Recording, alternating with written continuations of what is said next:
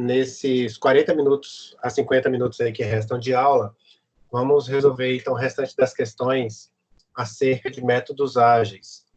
Vamos começar aqui da questão, salvo engano, deixa eu ver aqui onde é que eu estava. 95, não, a gente parou lá em cima, né? Qual foi o número da questão? Me ajudem, 86? Perfeito, né? Não, foi antes. Questão 84. 64.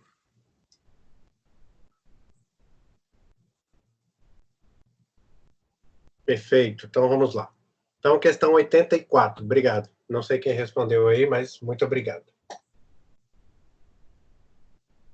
Então, questão 84, então vamos lá. Não, professor, 64. 64? Ah, tá, mas é porque a gente pegou, nós pegamos 20 questões e a jogamos essa à toa, né? Foi, desculpa. Não, isso. sem problema. É isso. Vocês estão conseguindo ver a lista online, não é isso? A lista que vocês estão vendo é a lista online, né? É essa que vocês veem aqui na minha tela, perfeito? Essa aqui, ó. É essa que vocês estão visualizando agora, né? Ótimo, bacana. Obrigado, Fernando. Então, vamos lá. Questão 84.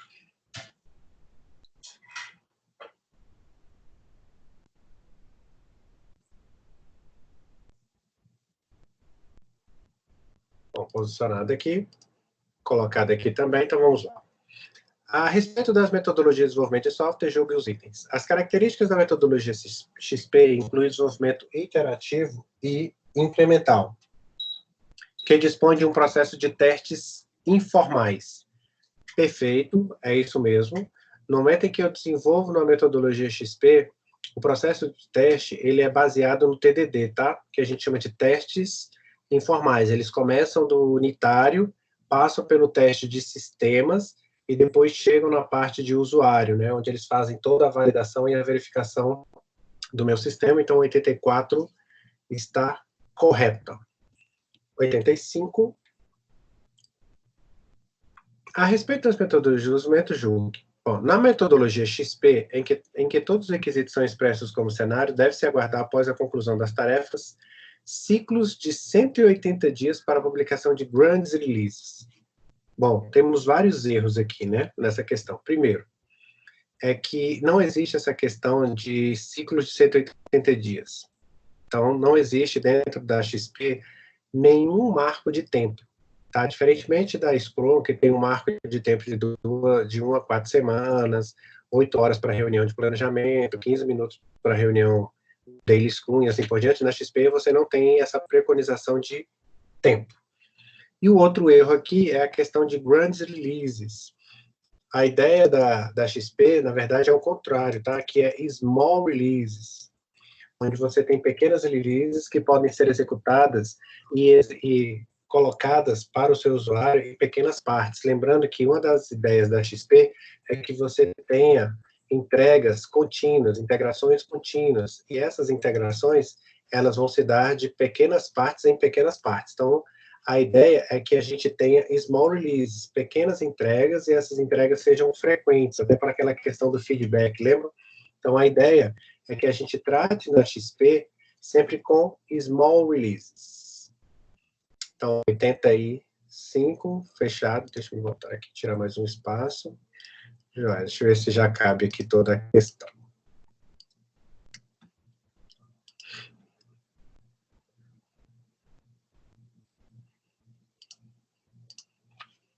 Com relação às metodologias ágeis, XP, Scrum e UP, esse UP aí envolve todos os outros, tá? Que seria o OpenApp, seria o FTD, o Crystal. Assinar a opção correta. Então, vamos lá. A padronização da arquitetura de código-fonte é o foco da metodologia RUP. Errado, não há padronização, principalmente de código-fonte. O que se tem dentro da metodologia RUP é que ela é uma metodologia baseada em arquitetura, tá?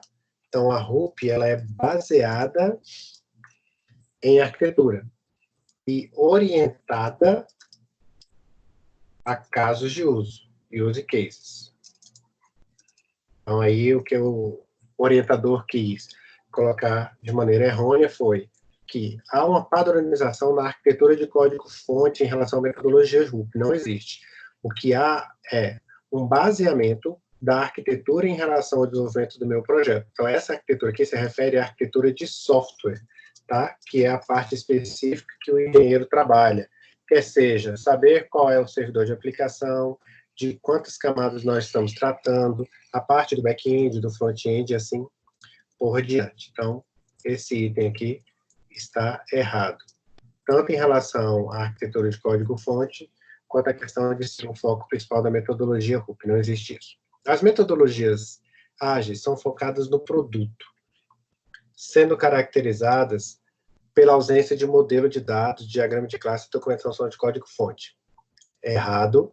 Não é porque a metodologia é ágil que ela vai abolir os diagramas UML, não é porque ela vai abolir o modelo de entidade de relacionamento, não é isso. O que você tem em relação ao desenvolvimento ágil é fazer com que as mudanças sejam mais adequadas para o seu ritmo de desenvolvimento, que elas sejam mais adequadas às mudanças que irão ser realizadas, tá? Não quer dizer que, por ser um método ágil, você vai abolir a documentação, longe disso. Método ágil não quer dizer que você tem que não ter código-fonte ou não ter documentação. Quer dizer que você tem que ter o mínimo necessário para que você consiga compreender o que o seu usuário quer, que são as histórias, e você as consiga planejar em um quadro visível para todos, e a sua evolução, que é o Kanban. Professor, tem dúvida no fórum do Rodrigo. Pois não. Ah, ele colocou lá no fórum?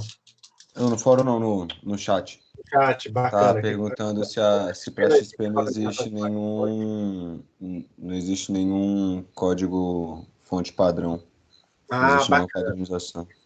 Lá não existe a padronização de código-fonte. O que existe lá é a execução de códigos-fontes por meio de design partners, ou padrões de projeto, tá? Então, respondendo aí, Marcelo, obrigado por ter... Não sei quem falou agora, foi o Thiago? Eu mesmo, professor.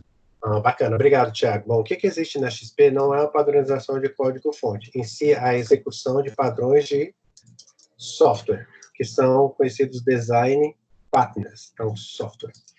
Então, dentro do meu padrão de desenvolvimento de software, tem um padrão de software, que é o meu design partners. Então, até falei isso para vocês na aula passada, que é o Gang of Four, né? É o design partners. Esses padrões de projeto, não é que eles padronizam o código-fonte, eles padronizam a arquitetura, o desenvolvimento. Então, lá eu vou ter métodos para a criação, métodos para a parte específica e estrutural. Então, eu vou ter lá o Facade, o Factory Metric, entre outras, que permitem criar uma padronização de como irei desenvolvê-las. Sim. Então, quando você diz assim padrão de software, professor, isso quer dizer que sempre vão ser utilizados os mesmos softwares para construir essa metodologia. Ela não vai sair disso. Excelente pergunta. Na verdade, não. Na verdade, quando eu falo de design patterns, é uma forma de você executar uma determinada ação, independente da sua linguagem de programação. Exemplo, eu quero que determinada tela seja replicada igualmente para todos os clientes do meu software. Então, vamos imaginar que eu acessando aqui agora o Teams, eu tenho que colocar esse chat para todo mundo. O chat que aparecer para mim vai ser o mesmo chat que vai aparecer para o Rodrigo, que vai aparecer para o Thiago, para a Andressa e assim por diante. Na minha tela de programação, lá no meu desenvolvimento, se eu fizer isso em PHP, se eu fizer isso em Java, se eu fizer isso em .NET, e usar um padrão chamado Facade, esse padrão Facade ele pode ser desenvolvido em qualquer linguagem de programação, eu vou seguir uma forma, uma lógica de executar isso, que é idêntica para todas as linguagens. Só vai mudar, logicamente, a codificação, né? Então, a palavra-chave que no Java vai ser lá New Object, lá no PHP, por exemplo, vai ser MySQL Connect. Então, quando eu falo de design partners, na verdade, eu estou falando de se fazer alguma coisa independente da linguagem de programação. Quando vocês aprenderam lógica de programação, ainda lá em outro semestre, no primeiro semestre, para quem já desce, vocês devem ter aprendido a questão do Portugal, que é uma forma de você seguir uma determinada lógica. As mais comuns é média de aluno. Então, eu vou pegar, por exemplo, média de aluno é igual a média 1. Então, imagine que a lógica lá de programação seja essa, né? Média 1 mais média 2 dividido por 2. Então, a forma de eu calcular a média é essa. A forma que você vai implementar isso em Java é diferente da forma que você vai implementar isso em PHP, mas o cálculo de média vai ser o mesmo. Se eu pego, por exemplo, outro que é muito usado, por exemplo, série de Fibonacci, então eu vou pegar os meus números e vou somá-los de maneira que ele vai ser sempre a somatória dos números anteriores. Então vamos imaginar que vocês queiram fazer isso em Java. Então, no momento em que eu faço isso e desenvolvo esse Fibonacci, eu mostro a ideia de como é que ela será. A ideia, o Portugal, a lógica. Então, se eu faço lá, por exemplo, 1, 2, 3, 5, assim por diante, independente de qual linguagem eu fizer, usando as chaves, usando o parêntese, ou simplesmente fazendo a relação de um for, independente da maneira que eu usar, a lógica será a mesma. Então, um padrão de projeto, um design patterns, ele trata exatamente disso. Como fazer alguma coisa? Qual é a lógica de fazer alguma coisa? E aí ele divide lá esse padrão estrutural, padrão de construção, e assim por diante. Então, se você vai usar chave, se você vai usar parêntese, para mim não importa. O que importa é que você faça a série de Fibonacci dessa forma. Então, quando eu falo de design pattern, estou falando de seguir um padrão para se executar determinadas funções. Você vai criar um objeto repetidamente, faça dessa forma. Ah, mas como é que eu vou fazer dessa forma em Java? Bom, você vai usar essas palavras-chave. Bom, como é que eu vou fazer isso em PHP? Vou usar essas palavras-chave. Então, se você tem uma criação de tela de maneiras repetidas, se eu olho um código Java ou olho um código PHP, a lógica é a mesma. Então, eu consigo fazer uma manutenção de uma maneira muito mais fácil. Então, essa é a ideia, tá? Não é a criação de um padrão específico de como eu irei desenvolver cada linha de código, mas sim a lógica para resolver determinada situação. Então seria mais um Depois deu padrão lógico do que um padrão de software mesmo, padrão na Perfeito. lógica de programação. É isso aí. Muito obrigado, Thiago. É exatamente isso. É um padrão lógico, um padrão de como é que as coisas serão realizadas. Depois de uma lida, procurem isso aí, gangue de 4 pessoas, né? São o conhecido aí, o Gang of Four, ou GOF. Tá? Vocês procuraram na internet aqui, o GOF em PHP, GOF em Java, GOF em Assembly. Você vai encontrar o mesmo método escrito em várias linguagens de programação. Lembrando que, se você utiliza um framework, por exemplo, o Laravel, então eu estou usando um framework lá, o Laravel. Se eu for trabalhar aqui, eu for trabalhar lá na China, e o cara estiver utilizando o Laravel, a forma de codificação será a mesma. Ainda que eu utilize, por exemplo, outro padrão, por exemplo, o Zend Framework, são 2 exemplos de framework para PHP. Então, o framework saiu errado ali, framework. Se você vai fazer isso aqui utilizando o Zend ou vai fazer isso aqui utilizando o Laravel, para mim não importa, porque a forma lógica de desenvolver determinada tarefa, determinada atividade será idêntica. Importantíssimo, tanto para gestores quanto para analistas, desenvolvedores de sistemas, conhecer um pouco desse GOF aí, tá? Depois dê uma lida, coloque aí no seu itinerário de pesquisa, itinerário de leituras. 86, e muito obrigado, viu? Fiquem à vontade para perguntar. Quanto mais vocês perguntam, mais fácil é para eu ministrar a aula do lado de cá.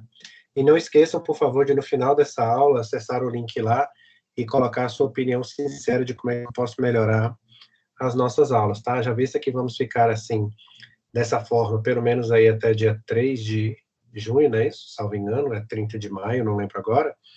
Já visto que vamos trabalhar aí mais alguns meses dessa forma, o ideal é que eu busque uma forma com que vocês aí desse lado recebam o melhor produto que vocês possam ter, o melhor serviço que vocês possam ter. Então, façam críticas à vontade, sejam bastante sinceros, e aí eu vou tentar, à medida do possível, adequar as minhas aulas para atendê-los. Bacana? A padronização Tá, já fomos. As metodologias já são focadas, falamos também. C. A metodologia ágil. Não, a metodologia RUP fundamental é o modelo prescritivo. Pois não. Tá travando muito a fala do senhor. Sério? Aqui para mim tá Sim. tão bom. Se mais alguém tiver com o mesmo problema aí, eu posso refazer a conexão do lado de cada sala. Se não, tenta dar um refresh aí, eu aguardo um pouquinho para vocês darem uma entrada novamente na sala, e basta só sair e voltar, e aí a gente pega uma nova conexão aqui. Nesse Professor, exato momento, um monte de gente falou aqui no chat também. bom, eu estou usando aqui nesse Mas tem momento. gente falando que tá ok também. Você quer que a gente, esses, né, no caso eu e o pessoal que falou, entre e saia para ver se melhora? Enquanto eu falo aqui com vocês, eu deixo o Panda Larga Brasil de vez em quando acionando aqui. Eu estou acionando 12% da minha banda só. Então, aqui, em termos de banda de acesso de upload, aqui está bem tranquilo. Mas eu aguardo vocês entrarem aí na sala e voltar, sem problema nenhum. Eu vou tentar sair e entrar aqui. Enquanto isso, eu vou explicando aqui, e aí eu volto até onde estamos. Bacana? Professor, deixa eu só aproveitar para te fazer uma pergunta. Fique à vontade. Em relação a essa padronização que você Foi tinha não. falado antes, o GitHub tem alguma coisa a ver com isso? O pessoal usa essa padronização lá? Na verdade, não. O GitHub é uma questão para você tratar versionamentos, né? É um repositório de versionamentos. Então, independente de você usar padrão ou não, o GitHub vai permitir com que você versione todo o seu código. O que acontece é que, numa integração contínua, eu posso aplicar determinadas validações do meu código no momento em que eu for submetê-lo lá.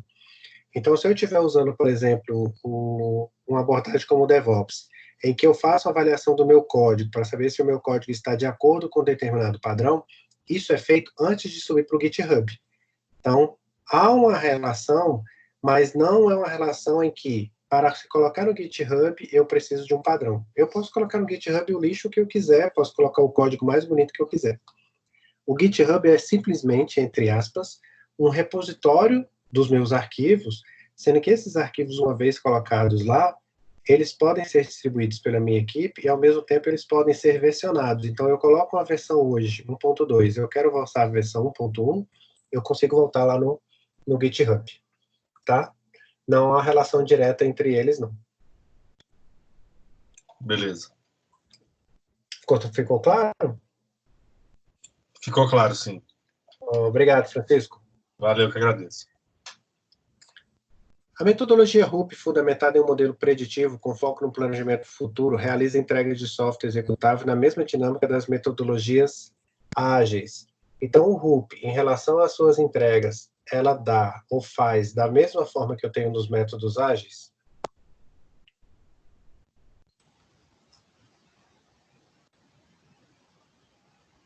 Sim ou não? O que vocês acham?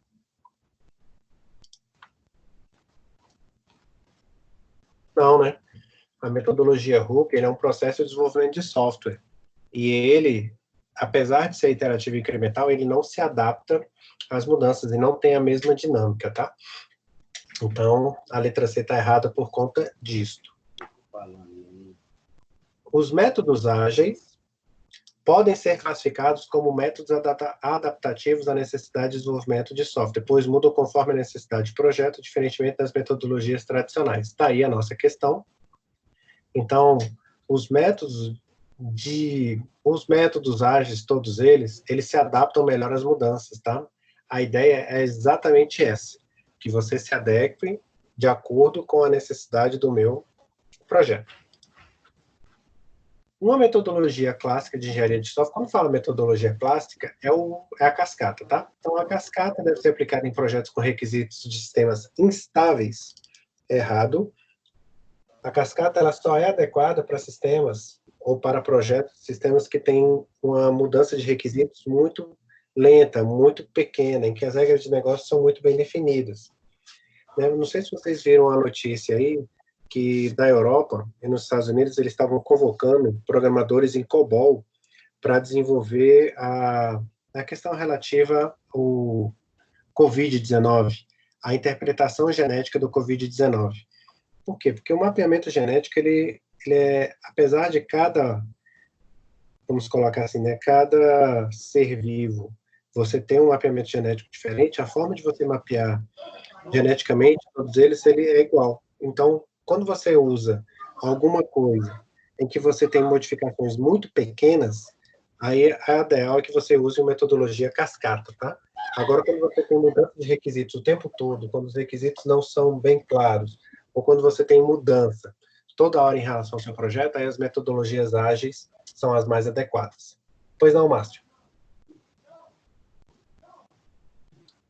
Bacana. Então, sigamos. Questão 87. Bom, na questão 87, a gente vai tratar agora exatamente como é que essas coisas acontecem em relação aos tipos de desenvolvimento, né? Então, assinale a opção que apresenta a característica relacionada a projetos que utilizam métodos de XP, muito utilizados para o desenvolvimento de software. Grandes releases, errado.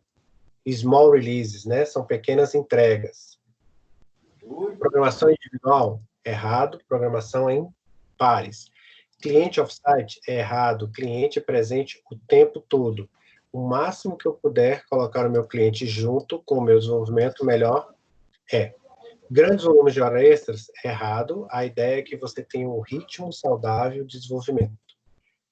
Planejamento incremental, bacana. É isso aí, as histórias dos usuários sendo trabalhadas item a item, execução a execução, né, de maneira evolutiva.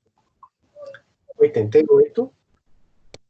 Então, na questão 88, temos: tendo em vista que, em um processo de desenvolvimento de software, foi adotado a Extreme Program e que os requisitos levantados foram expressos na forma de histórias do usuário, assinale a opção que apresenta corretamente as recomendações técnicas para a elaboração de um cartão de histórias. Então, o cartão de história é aquele cartão que vai ser colocado lá no meu Kanban. É a necessidade do meu usuário, é o meu requisito. Nesse tipo de descrição, nesse tipo de, vamos colocar, levantamento de requisitos, o que a gente espera é que a gente tenha o máximo de descrição para que a gente depois melhore. Então, você faz uma pergunta inicial que responde o seu problema. Então, como é que é calculada a média dos alunos da FAC-Senac?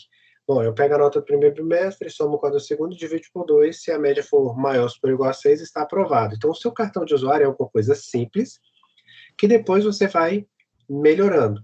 Você descreve qual é o problema e qual é a resolução do mesmo, tá? Então, vamos lá. Como professor, quero calcular as médias semestrais do aluno de modo com que eu possa identificar quais serão aprovados.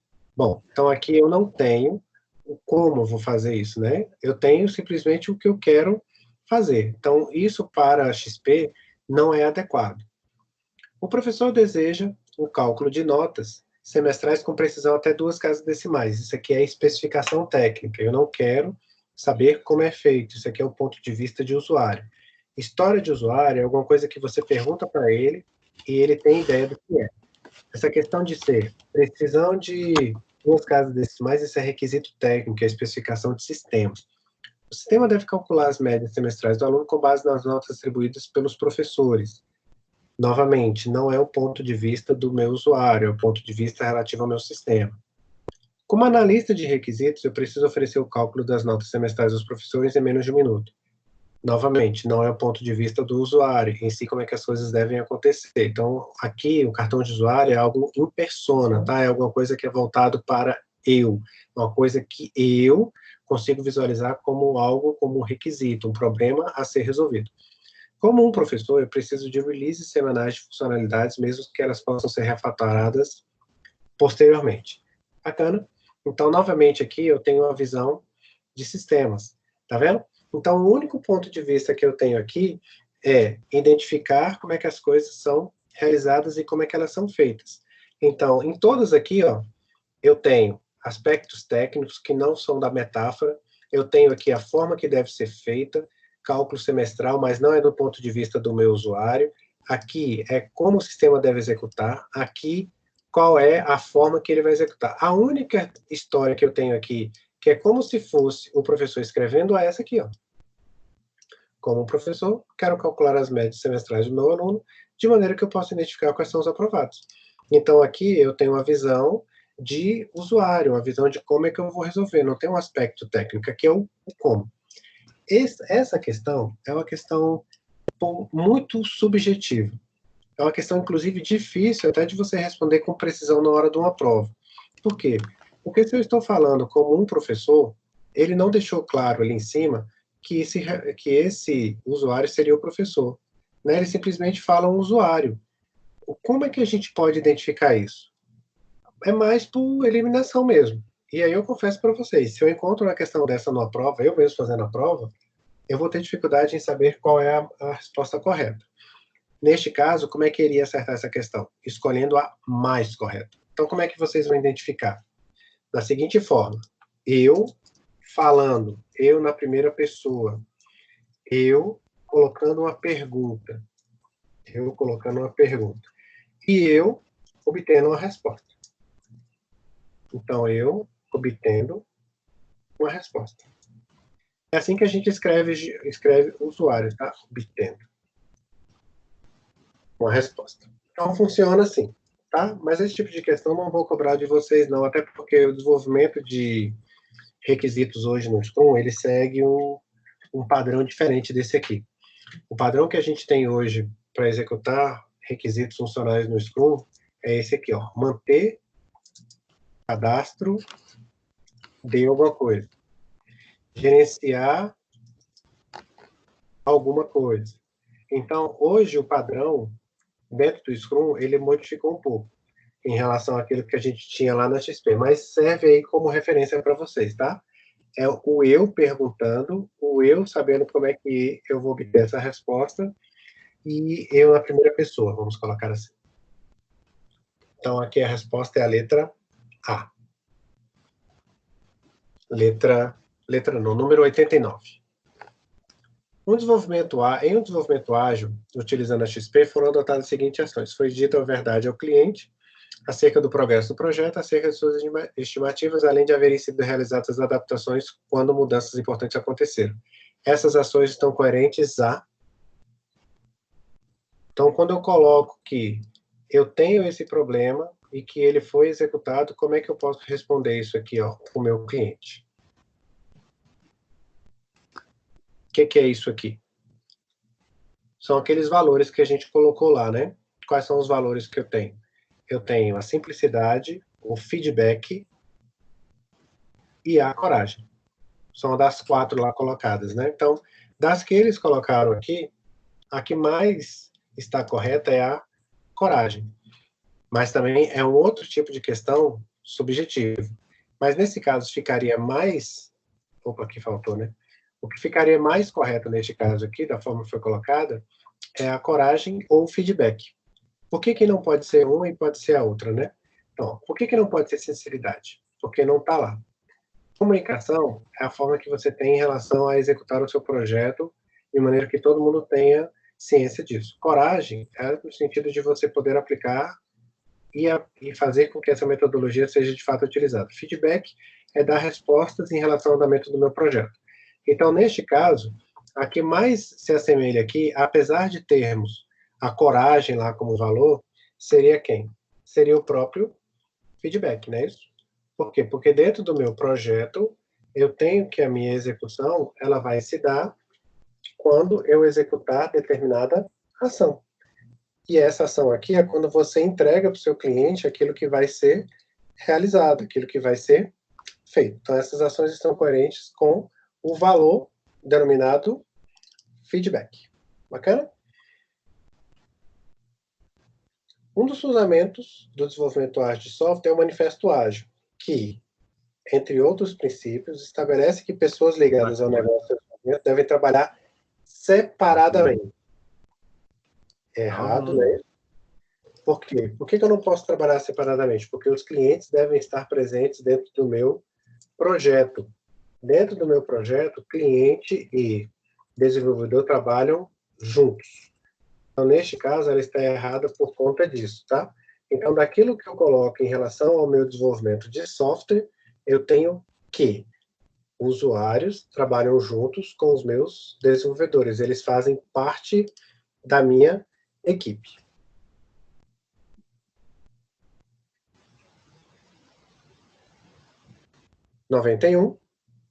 Acatar as mudanças de requisitos, ainda que o desenvolvimento esteja avançado, é um dos princípios do Manifesto Ágil.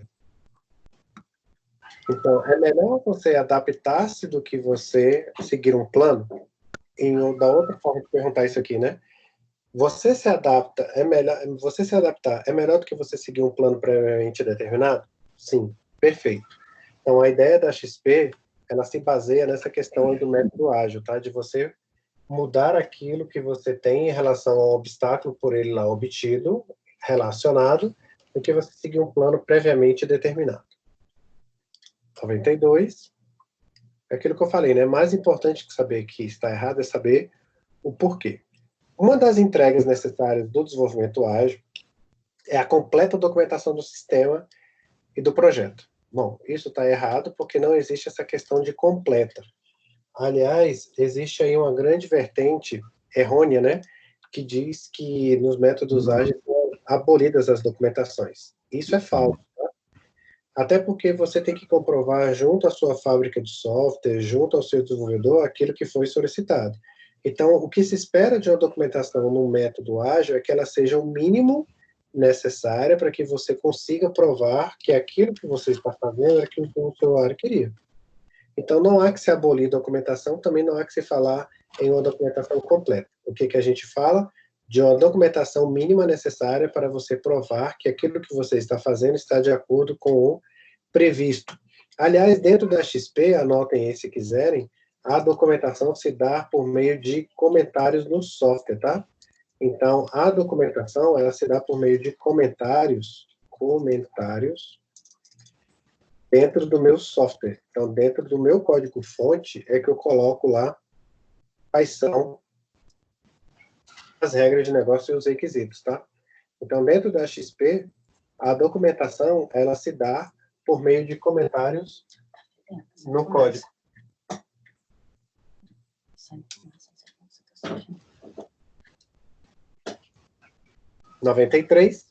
Uma das premissas do desenvolvimento ágil de software é que as pessoas ligadas ao negócio e ao desenvolvimento devem trabalhar juntas somente na fase inicial do projeto, muito parecida com a questão lá anterior, né?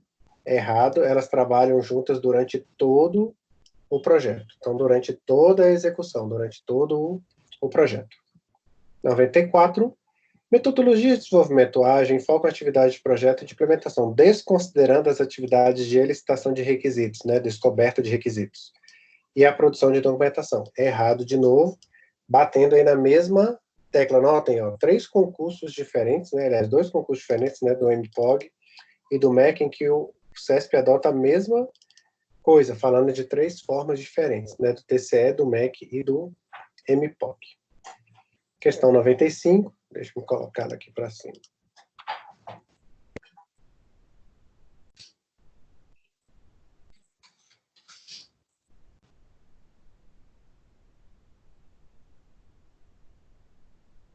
Então, questão 95, vamos lá. Com relação aos diversos métodos ágeis, é correto afirmar que, bom, o método ágil Scrum não deve ser usado junto com o método XP no desenvolvimento de um software, já que os dois são incompatíveis, porque o Scrum foca no planejamento e gerenciamento em projetos, e o XP é mais voltado para a parte técnica. Errado. Tanto a XP quanto a Scrum podem ser utilizadas juntas, até porque, como a XP ela é teórica, ela pode ser aplicada para qualquer outro tipo de metodologia ágil, tá? Não existe essa questão de uma ser mais focada em planejamento, outra ser mais focada em projetos. Na verdade, ambas são focadas em entregas e focadas em projeto, tá? Em nenhuma delas tem a questão do foco do desenvolvimento em si. B. O DSDM, a gente nem chegou a ver esse método de desenvolvimento ágil, tá? Mas é um método de desenvolvimento dinâmico, não foi muito para frente, porque você pegava uma questão relativa, vamos desenvolver em partes, vamos pegar os eventos, aí você tinha um desenvolvimento baseado em eventos, onde os eventos eram convertidos em métodos, enfim, ele complicava mais do que aquilo que eu tinha relativo ao meu desenvolvimento em si, então ele não foi para frente, mas vamos ver o erro da questão aqui. O DSDM baseia-se numa versão modificada do princípio de Pareto, que diz que ter corrido 80% do tempo previsto para o incremento pode se passar para o próximo. É errado. Nesse método aqui, ele usava uma versão que era o seguinte: você consegue resolver 80% dos problemas aplicando resolução em apenas 20 dos porcentos, que é a regra de Pareto, né? Dos 80-20. Não tem nada a ver aqui com a questão de 80% executado, 20% vai ser, o restante vai ser resolvido, nada disso. Uma das práticas do XP é a metáfora, que guia todo o desenvolvimento e serve para orientação de decisões arquiteturais. Então, a metáfora aqui, colocada como um projeto, colocada como desenvolvimento em si, ela é calcada exatamente em que eu tenho como eu vou descrever um requisito para o meu usuário, como vou descrever um aspecto técnico de maneira com que ele entenda. Metáfora é no sentido de você descrever um conceito técnico, mas que o usuário consiga entender. Aquele exemplo que eu coloquei para do médico, é o exemplo que a gente coloca o tempo todo na linguagem do professor, né, tentando ser o mais simples possível. Letra D. Assim como prescrito no modelo CMMI, o método ágil deve ser institucionalizado, isso é, deve ser haver formalização do processo a ser seguido pela organização. Bom, não é este o caso, né? Este caso aí, o CMMI é de qualidade de software, de você ter algo definido, de você ter algo padronizado, não? Então, são 5 níveis que você obtém lá em parte de qualidade de software. Vocês vão ver, inclusive, ver essa disciplina. Ela, sim, o CMMI precisa ser institucionalizado. A metodologia ágil, não. E aí vocês podem me perguntar, né? Bom, então qual é a questão correta? Nesse caso aí não há questão correta, tá? Essa questão aí, apesar de estar no gabarito, que é a letra B, essa questão ela foi anulada. Mas por que que eu a deixei aí? Porque é importante a gente frisar algumas coisas em relação aos métodos ágeis. Primeiro, eu posso utilizar Scrum junto com o XP, tá aqui. Eu posso fazer com que a XP seja executada, mas ela não precisa ser institucionalizada, não precisa ser formalizada por meio de um documento, de uma portaria. E a metáfora, apesar de ser uma prática, ela não serve para decisão arquitetural. A metáfora, ela serve para você descrever aspectos técnicos de maneira que o usuário entenda.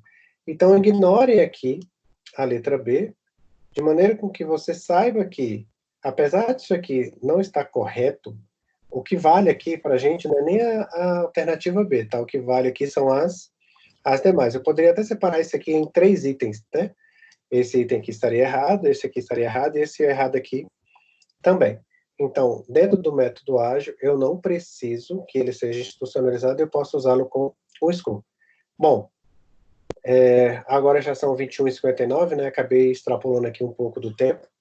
Eu agradeço imensamente vocês estarem comigo aqui até agora. Tá, a resposta da 88, sim, é a letra A, tá? Eu até deixei aqui o comentário, né? Sim, quem perguntou foi a Marcela. Marcela, sim, a letra A é a que mais parecida com uma história. Se você procurar no Google assim, cartão ou história de usuário, você vai ver uns cartões lá de exemplo. Vocês sempre vão ver uma coisa assim, o eu como pessoa, né, como primeira pessoa, depois o eu colocando a minha necessidade, o meu requisito, e como é que aquele problema deve ser resolvido. Então, a letra A é a que mais que se adequa ao que a gente tem história de usuários. Bacana, galera? Bom, desculpe me passarem um pouco do tempo, eu vou marcar aqui como sendo a questão 80 e... Cadê? Bom, eu vou marcar aqui como sendo essa daqui a última questão que a gente tratou. Eu desejo a todos, novamente, uma Semana Santa. Eu desejo que vocês tenham aí paz, não só durante essa semana, mas durante todo esse período de quarentena. E eu espero que Jesus renasça no lar de vocês aí todos os dias.